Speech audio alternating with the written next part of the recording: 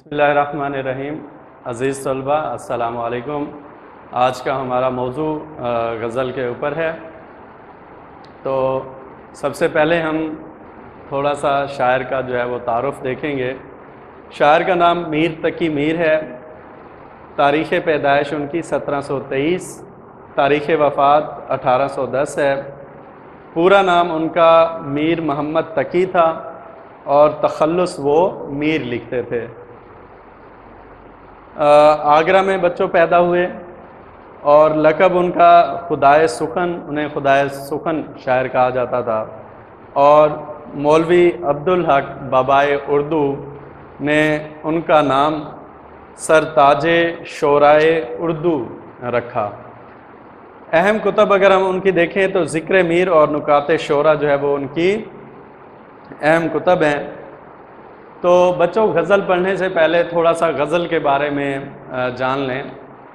لفظ غزل جو ہے بچوں وہ غزال سے نکلا ہے، جس کے معنی ہیں ہرن کے بچے کی آواز یا ہرن کی آواز جو سوز و گداز میں ڈوبی ہوئی ہو۔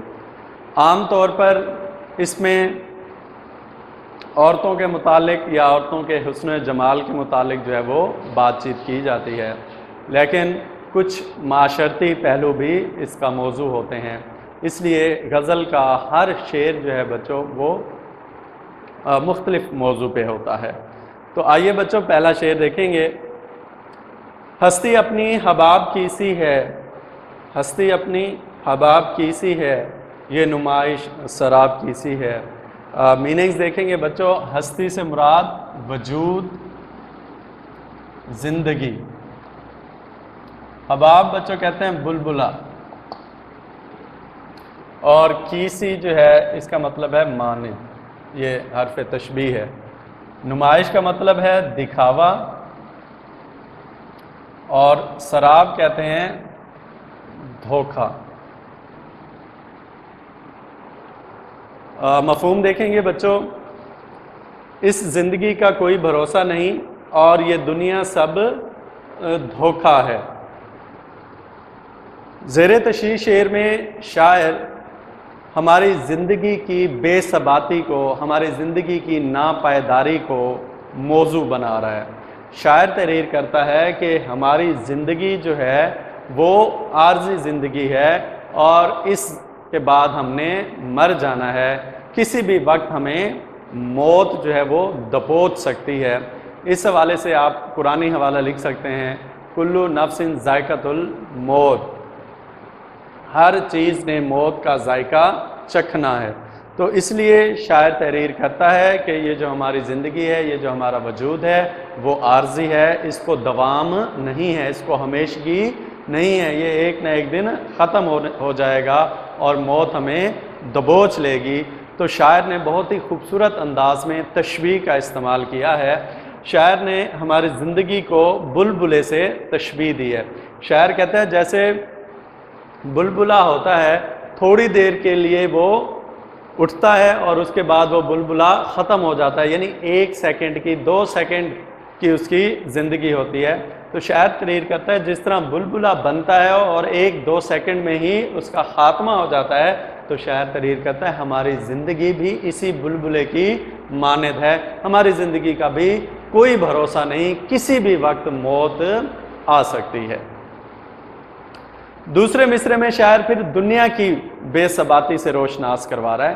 شاعر کہتا ہے یہ جو دنیا ہے، یہ ساری جو چیزیں ہیں، یہ ساری چیزیں عارضی ہیں، یہ دکھاوا ہے، یہ نمائش سراب کی سی ہے۔ یہ دنیا جو ہے وہ دکھاوا ہے اور ایک دھوکے کی مانند ہے۔ یہ ساری دنیا جو ہے وہ ایک دن ختم ہو جائے گی، یہ ہمیشہ ہمیشہ نہیں رہے گی۔ ہم اس کے پیچھے بھاگتے رہتے ہیں، اس دنیا کے پیچھے بھاگتے رہتے ہیں کہ یہ چیز لے لیں، یہ چیز لے لیں، فلاں چیز لے لیں۔ تو شاعر کہتا ہے اس کے پیچھے نہیں بھاگنا چاہیے، یہ تو ایک دھوکہ ہے۔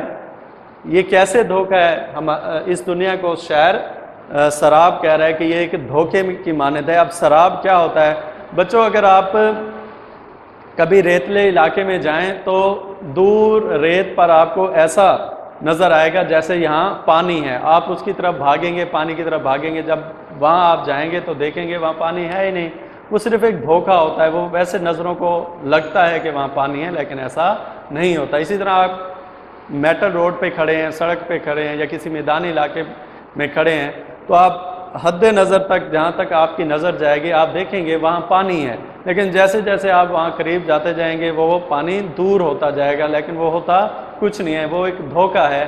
تو شاعر کہتا ہے جیسے وہاں پہ پانی نہیں ہوتا, صرف نظر کا دھوکہ ہوتا ہے, اسی طرح شاعر کہتا ہے یہ دنیا بھی ایک دھوکہ ہے, اس کے پیچھے ہمیں نہیں بھاگنا چاہیے, موت جو ہے وہ ہمیں دبوچ لے گی.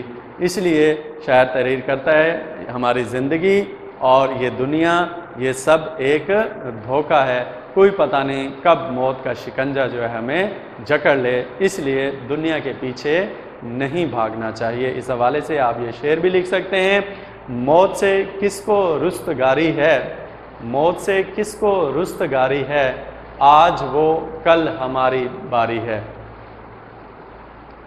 اس طرح بچوں دوسرا شعر دیکھیں گے, ناز کی اس کے لب کی کیا کہیے, ناز کی اس کے لب کی کیا کہیے, پنکھڑی ایک گلاب کی سی ہے. نازکی سے مراد ملائمت, ملائم, لب ہونٹ, اور پنکھڑی کہتے ہیں بچوں پھول کی جو پتی ہوتی ہے, ایک پتی.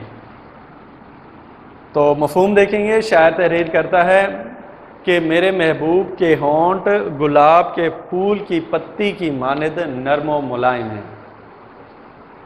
تو بچوں زیر تشریح شعر میں شاعر اپنے محبوب کی تعریف و توصیف کر رہا ہے.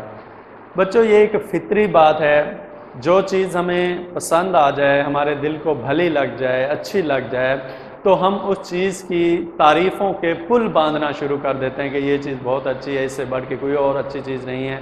تو اسی طرح ہم اس کی تعریف کرنا شروع کر دیتے ہیں.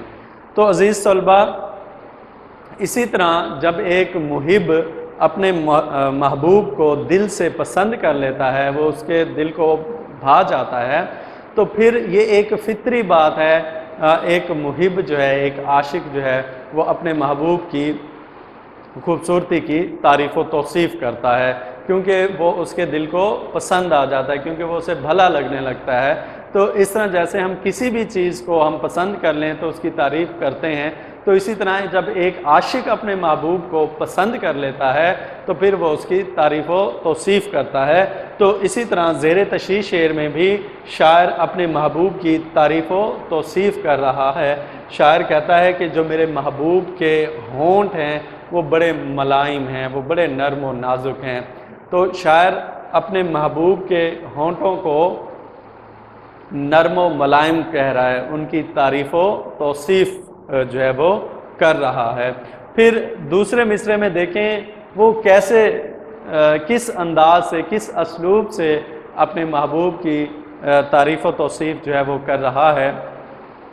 تو دوسرے مصرعے میں شاعر کہتا ہے کہ میرے محبوب کے جو ہونٹ ہیں, وہ میرے محبوب کے جو لب ہیں, وہ اتنے نرم و ملائم ہیں, اتنے خوبصورت ہیں کہ شاعر کہتا ہے جس طرح جو گلاب کا پھول ہوتا ہے وہ جیسے نرم و ملائم ہوتا ہے, اس کی جو پتی ہوتی ہے اس کی جلد کو اگر ہاتھ لگائیں تو وہ بہت نرم اور ملائم ہوتے ہیں گلاب کے پھول کی پتیاں. تو شاعر تحریر کرتا ہے کہ اسی طرح جیسے گلاب کے پھول کی پتی جو ہے وہ نرم و ملائم ہوتی ہے, اسی طرح میرے محبوب کے ہونٹ بھی نرم و ملائم ہیں. تو بچوں اس شعر میں شاعر اپنے محبوب کے ہونٹوں کو گلاب کے پھول کی جو پتی ہوتی ہے اس کے ساتھ تشبیہ دے رہا ہے, اس کے ساتھ ملا رہا ہے. شاعر کہتا ہے کہ میرے محبوب کے ہونٹ بھی ایسے ہی ہیں جیسا کہ گلاب کے پھول کی پتی نرم و ملائم ہوتی ہے. تو عزیز طلبہ یہ ایک فطری بات ہے, ہر شاعر نے اپنے محبوب کی تعریف و توصیف کی ہے. تو اسی طرح زیر تشریح شعر میں بھی شاعر اپنے محبوب کی تعریف و توصیف کر رہا ہے. تو اس حوالے سے ایک شاعر نے کیا خوب کہا ہے, لکھتا رہا ہمیشہ وصف حسن یار, لکھتا رہا ہمیشہ وصف حسن یار, کبھی چہرہ کبھی ہونٹ تو کبھی آنکھ. تو انشاءاللہ اگلے اشعار بچوں ہم نیکسٹ لیکچر میں کریں گے۔ اوکے بچوں، اللہ حافظ۔